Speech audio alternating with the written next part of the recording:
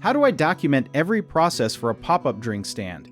The best way is to create a simple step-by-step checklist for every task you do, from setup to serving to breakdown, and keep it all together in one binder or shared digital folder so anyone working your stand can follow along without needing you there.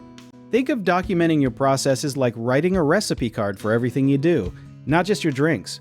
Instead of just remembering how you make your lemonade or set up your tent, you write down each little step so someone new could read it and do the exact same thing perfectly. Start by making a list of every task, things like opening the stand, mixing drinks, handling money, cleaning up, and closing down for the day. For each task, write the steps in order using short, simple sentences, almost like you are talking to a kid who has never seen your stand before.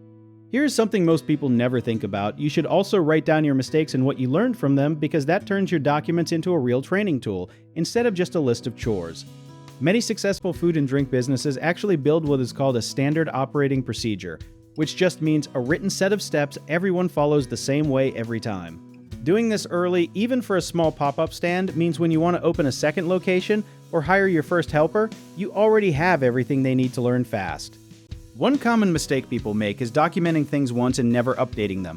So the instructions get outdated fast when you change a recipe or a supplier, so make it a habit to review and update your documents every few weeks.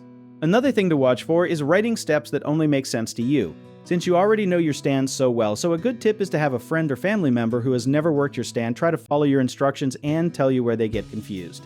A lot of people also forget to document the money side of things, like how you count cash, track sales, or handle refunds, and skipping this part can cause real headaches later, so make sure every money-related step is written down clearly too.